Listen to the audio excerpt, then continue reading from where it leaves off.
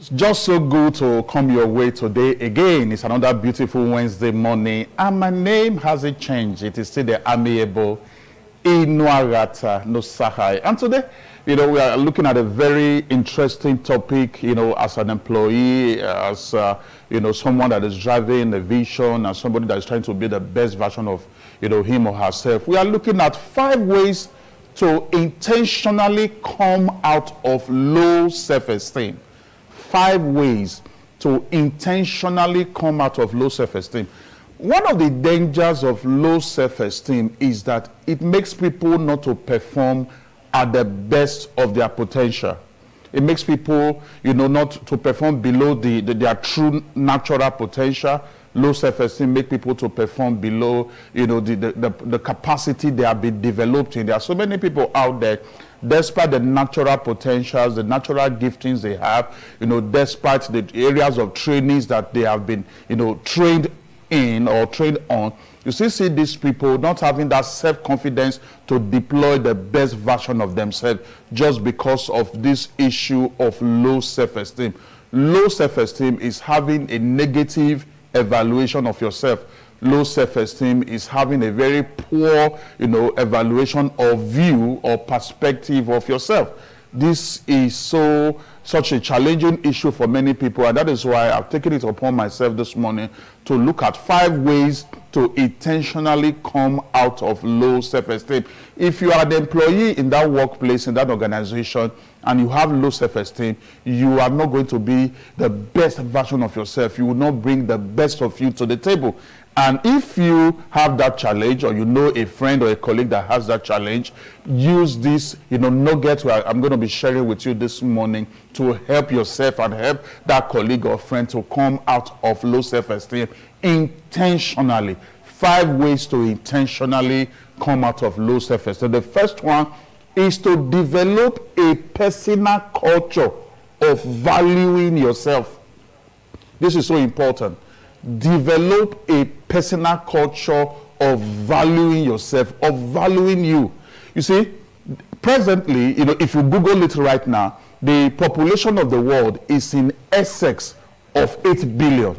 So that means that you are not just 1 in a million, you are 1 in billions. You are very special. You are uniquely you. Nobody has your fingerprints. Nobody has your full makeup. So with that perspective, just learn to value yourself, that there is no one like you. You are uniquely you. You are the best that God could bring to the earth just because you are uniquely you. Nobody like you. This is so important. Now, if there are things about you that you can change, work on them, change them. For example, if your performance in the workplace, is not your best, if it doesn't represent the true, value of you, improve on that performance. If your academic performance is not at its best, these are things you can improve on. But there are some other things you just need to live with. For example, there is really nothing you can do about your height. If you are 30 years old, you are 25 years old, you are 35, 40 years old, and you have a particular height, there is nothing you can do about that height. That is your height. There is nothing you can do about the shape of your eyeball, or, that is your eyeball. There is something you can do about, the shape of your eye socket. That is it. And you just learn to live with it, because there is nobody that actually have it 100% perfect. This is so important. One of the ways you can intentionally come out of low self-esteem is to develop the personal culture of valuing you.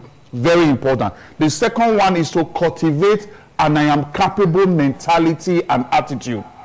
Cultivate an I am capable mentality and attitude.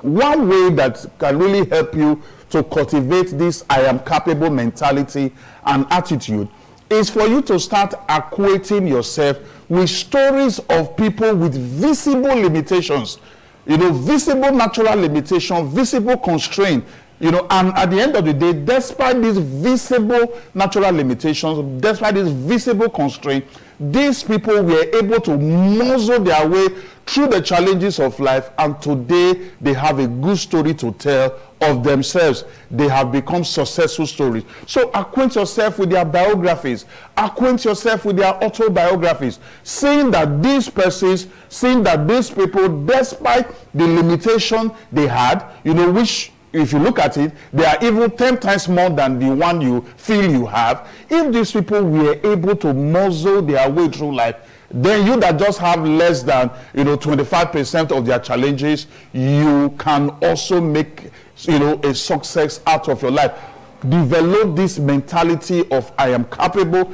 Develop this attitude of I can do, approach to life. This is very important, extremely important. Now, if you have this kind of attitude, you will have this approach to things of all problems are solvable. There is no problem you will come across that you will not be able to solve. You may not have the expertise or the know-how to solve that problem, but because of this mentality of I am capable, because of this mentality of all problems are solvable, which comes out of I am capable mentality and attitude, you find yourself making research, you find yourself asking people the way out, and at the end of the day, you are able to create a better version of yourself. 5 ways to intentionally come out of low self-esteem. The second one, I just said, cultivate an I am capable mentality and attitude. Then the third one, refuse to internalize negative remarks towards you.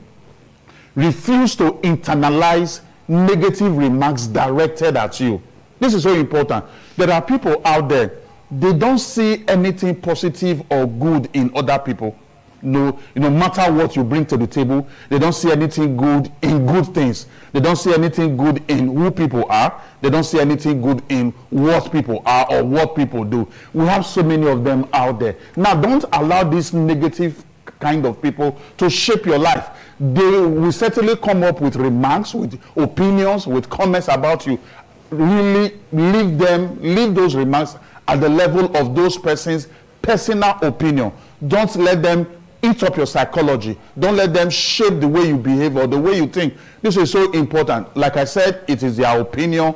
If there are things they have said that you feel that you could use to as a feedback to improve yourself, with all reality, with all sincerity, you see those things, use them to improve. But if these people are just, they are always negative, they don't see anything good in what any other person is doing, and they don't see anything good in what you are doing, they don't see anything good in anything you bring to the table, they always see problems in every solutions. These kind of people, make sure that their negative remarks, their negative views, their negative comments are not internalized. So important. Then the fourth one, don't internalize failures and mistakes.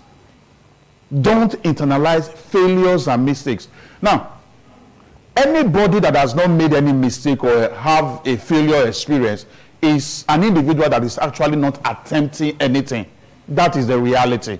Anybody that has not made any mistake is that person that is not attempting anything. So they are just there. There is no positive story about their lives. They are just in their corner. They are just in their box because they don't take actions. They don't attempt things. But if you are the type that is always taking actions and attempting things, there is a natural tendency that you are going to have failure experiences. You will make mistakes and actually leave them as what they are. Failure experiences. Those experiences are not you, so they should not define you. They should not shape your behavior. They should not shape your attitude. Leave them at the level of experience. And one thing about those failure and mistake experiences is that they show you the way that things doesn't work. They show you the way that, okay, you don't do it like this, you don't do it this way, and then it opens your mind to better ways, a better approach to achieve what you want to achieve.